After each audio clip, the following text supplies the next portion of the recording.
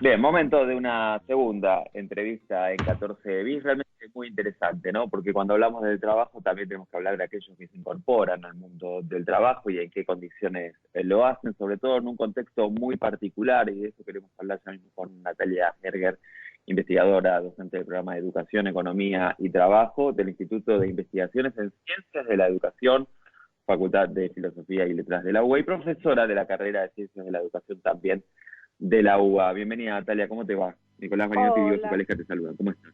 hola, buenas tardes ya. Los escucho un poquito Buenas lejos. tardes. Bueno, voy a tratar de hablar un poquito más alto. Natalia, será muy interesante tu opinión respecto de este mundo, ¿no? Donde, bueno, se ha acelerado todo, ya se habla de una cuarta revolución industrial, en particular, claro, la tecnológica, con cambios realmente muy marcados y cada vez más acelerados en el mercado del trabajo y con instituciones educativas que vienen como corriendo atrás, ¿viste? Da la sensación de que bueno, que ya por ahí uno empieza a estudiar una carrera que demora 4, 5, 6 años y quizás aquellas cosas que uno aprendió ya quedan viejas cuando uno sale. Y entonces aparecen, bueno, cursos masivos gratuitos en línea, en internet, cursos express y demás que de alguna manera empiezan también a correr a las universidades y sus currículas más estables, digamos. ¿Cómo estás viendo esto? Bueno, nosotros como programa de Educación, Economía y Trabajo estamos justamente tratando de siempre de mirar, digamos, interpretar la educación en relación al mundo del trabajo, pero de una perspectiva amplia, digamos, considerando que existen múltiples demandas, ¿sí?, a la educación y a la formación para el trabajo. Y la formación de las y los trabajadores tiene que responder a estas múltiples demandas. Porque si bien, como vos decías, hay todo un discurso y es evidente que hay una transformación muy grande en el mercado de trabajo, sin embargo, eso no se da en todos los sectores, ¿sí?, ni en todos los países, ni en todos los sectores, ni en todas las ramas de la misma manera. Entonces, hay que entender, digamos, que sobre todo en un país como Argentina, hay muchas demandas que atender desde la educación en relación, ¿no?, con el mundo del trabajo y con las demandas, como nosotros llamamos, sociales y productivas. En este sentido, sí, hay una demanda de un grupo, de un nicho, de un sector del aparato productivo, ¿sí?, que requiere de trabajadores formados, en general emplea a trabajadores profesionales, y en este caso, bueno, las ofertas universitarias, las carreras universitarias, la educación superior en Argentina, tanto la universitaria como la no universitaria, se ha diversificado muchísimo en los últimos 20 años. Las discusiones acerca de carreras cortas, carreras largas, también son discusiones viejas, de 20 años o un poco más. En Europa se discutió en el marco del Acuerdo de Bolonia y en muchos casos se están volviendo atrás en estas cuestiones, ¿no? No con carreras tan largas como las de Argentina, de 5 o 6 años, pero sí carreras más cortas que se habían implementado de 3 años. Ahora, por ejemplo, en España está habiendo un debate de volver a las 4, ¿no? Argentina optó por un modelo de carrera profesional que más larga, tradicional, que es, por experiencias, por conocimientos, es valorado en el exterior cuando muchos de los estudiantes y graduados recientes van allí a hacer sus pasantías. Es un perfil de profesiones, de formación de profesionales para el mundo del trabajo, para la academia, para la ciencia.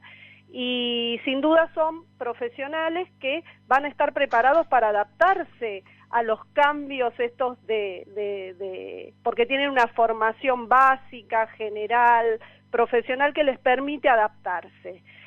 A la par, como vos dijiste, está surgiendo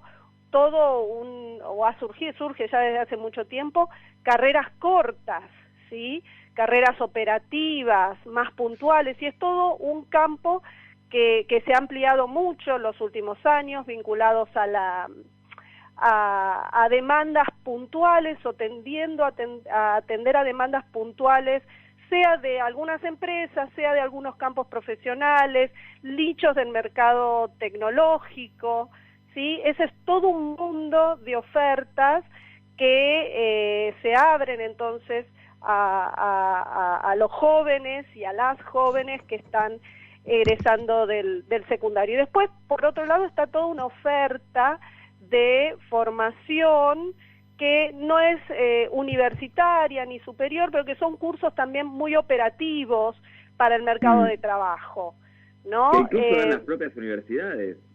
Claro, las propias universidades, sí, las propias universidades nacionales y privadas también han aumentado su oferta a este tipo de carreras cortas que se llaman de pregrado, ¿no?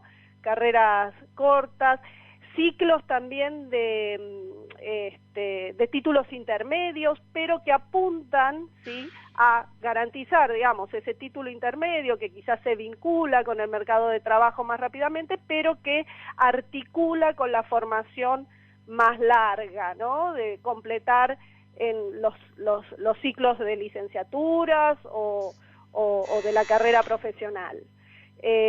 Ha habido, exacto, Natalia, un crecimiento de todas ofertas. Te saluda Nicolás Balinotti acá, ¿qué tal? Hola, Nicolás.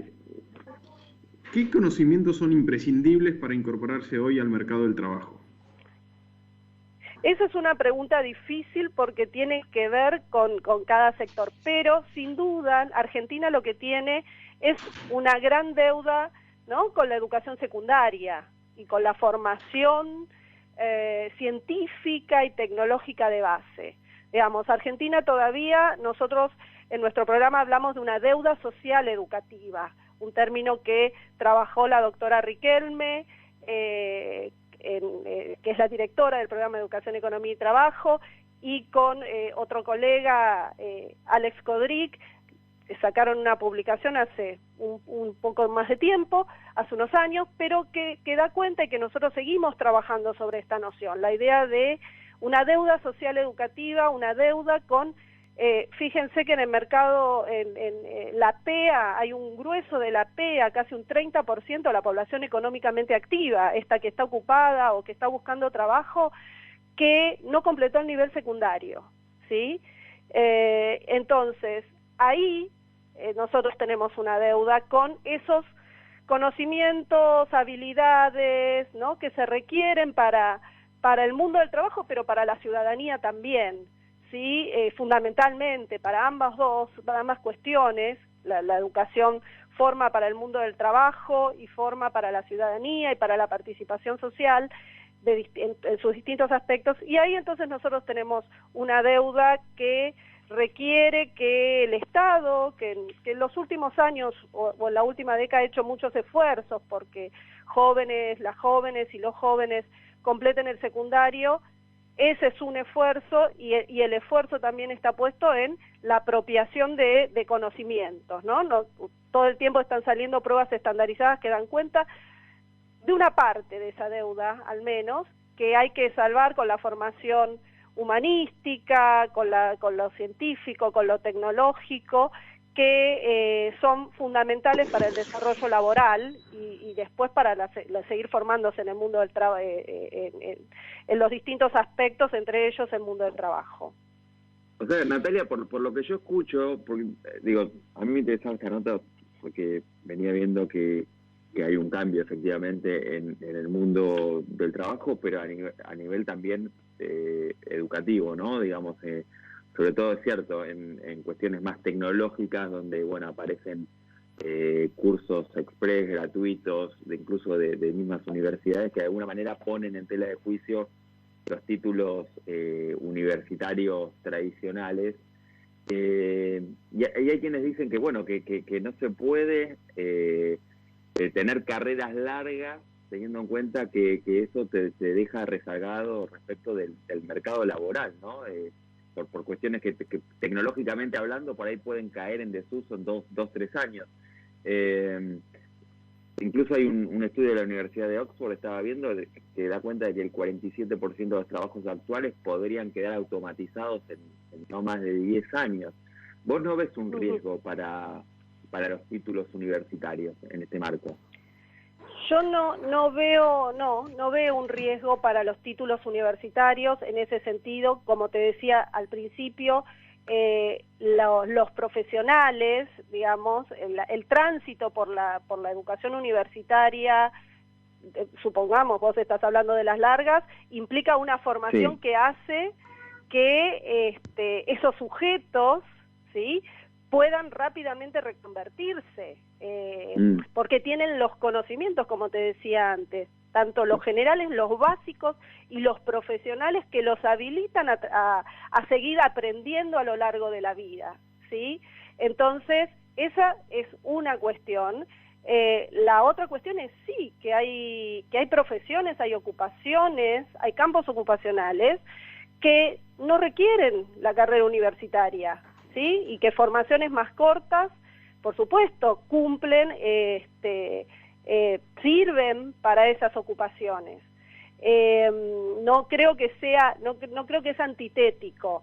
El tema es justamente que, bueno, la cuestión es habilitar que todos estos cursos, digo, requieren que los sujetos sepan y puedan reconocer cuáles son los cursos, porque, a ver, hay una oferta muy grande de cursos. Esto ya pasaba en los 90 y se viene agudizando ahora por como vos decís, por toda la oferta virtual. Por toda la oferta virtual, nacional, internacional, ¿no? Vos podés acceder a clases en todos los lugares del mundo, universidades, bueno, están los MOOCs, un montón de oferta. Exacto. El tema es tener también en claro, cada uno de los jóvenes y las jóvenes, que no todos los cursos son iguales, ¿sí? Que toda esa oferta requiere una mirada acerca de, bueno, qué son esos cursos, qué institución la está brindando, y también estar atentos, ¿sí?, que estos cursos no necesariamente van a garantizar el empleo, ¿sí?, o les van a dar una llave automática para acceder al empleo. Eso va a depender de que haya empleo, ¿sí?, haya empleo aquí en Argentina, de que haya demanda para esos cursos, para esas formaciones, y ahí es otro punto, porque en esta relación educación y trabajo está la educación, pero también está la generación de empleo, y vos hablabas de destrucción de empleo. Bueno, Argentina tiene una deuda muy grande con la generación de empleo para todos los sectores, ¿no? Entonces, cuando hablábamos de esta realidad, de estas múltiples demandas, implica entender que tenemos un aparato productivo muy heterogéneo en Argentina, ¿sí?, que sin duda tenemos que defender al acceso a la educación, fundamentalmente a la educación obligatoria, que es la que nos va a dar las herramientas para decidir y armarnos un proyecto universitario, de educación superior no universitaria, cursos, ¿sí?, que nos den las herramientas, los conocimientos para poder seleccionar entre estos tipos de ofertas, ¿sí?, y teniendo claro que no todas son llaves para el empleo, porque eso es mentira también, ¿sí? No hablamos nosotros hace mucho de ilusiones, un mercado de ilusiones de corto plazo, ¿sí?, que prometen empleo, pero si no hay generación de empleo, ¿sí?, no hay posibilidad de, por más educación, no hay posibilidad de insertarse. Natalia, muchísimas gracias. La verdad que interesante charlar contigo. Bueno, queríamos ver cómo se estaba mirando este escenario desde la educación, y nos has planteado, bueno, una mirada crítica, ¿no?, respecto de todo esto que está ocurriendo, que es un poco lo que debieran tener aquellos que están buscando ahora educarse para ingresar al mercado del trabajo. Muchísimas gracias. Muchas gracias a ustedes. Hasta luego. Bueno, así pasaba entonces, Natalia Herger, valía la pena el testimonio para saber cómo está mirando la educación al mercado del trabajo. Hasta las 14, en Sónica Más, 14 bis, con Nicolás Balinotti y Diego Zucalé.